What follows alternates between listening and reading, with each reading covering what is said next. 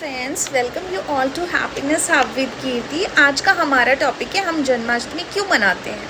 हम जन्माष्टमी श्री कृष्ण जी के जन्म के उत्सव के रूप में मनाते हैं।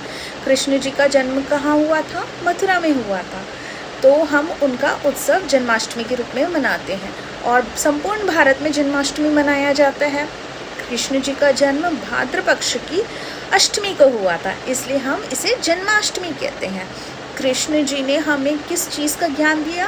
कृष्ण जी ने हमें गीता का ज्ञान दिया। क्या था गीता का ज्ञान? गीता का ज्ञान ये था कि आत्मा कभी मरती नहीं, ये अजर अमर अविनाशी है। मीन्स कि आत्मा कभी ख़त्म नहीं होती और नया शरीर ले लेती है। जैसे कि हम वस्त्र पहनते हैं, आज हमने ये वस्त्र पहना, कल हमने कोई और वस्त्र पहना, तो क्या हुआ? हमारी बॉडी तो सेम है, वैसे ही हमारी आत्मा सेम है, पर हम हर बारी अलग अलग जन्म लेते हैं। इस चीज़ का ज्ञान हमें किसने दिया था? श्री कृष्ण जी ने दिया था। श्री कृष्ण जी ने हमें क्या बताया कि आत्मा कभी मरती नहीं, आत्मा हमेशा क्या होती है? अजर अमर और अविनाशी होती है। आत्मा को कोई भी विनाश नहीं कर सकता, आत्मा को कोई भी मार नहीं सकता। हमेशा आत्मा अपने कर्मों के हिसाब से नए नए रूप लेती है।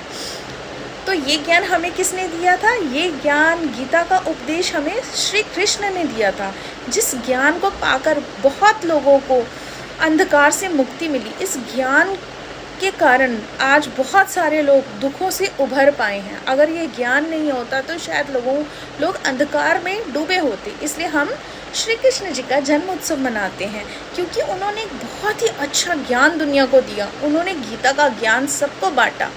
और गीता का ज्ञान क्या था? आत्मा कभी मरती नहीं, आत्मा अजर अमर अविनाशी होती है। आत्मा नया शरीर ले लेती है, आत्मा बदलती रहती है, शरीर बदलती रहती है, पर आत्मा को ना कोई मार सकता है। ये अकाट्य होती है, आत्मा का कोई मार नहीं सकता, आत्मा को कोई मार नहीं सकता, कोई विनाश नहीं कर सकता।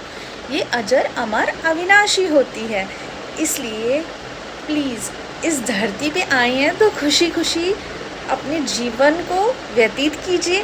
किसी तरीके की मोहमाया में मत फंसिए, क्योंकि एक दिन हमें भी जाना है इस दुनिया से, आपको भी जाना है, सबको जाना है। तो इस शरीर को सिर्फ एक वस्त्र समझे, इससे अटैच ना हो और आत्मा और परमात्मा में विश्वास रखें। अगर आत्मा है तो परमात्मा भी है, ठीक है? अगर आत्मा है तो परमात्मा भी है।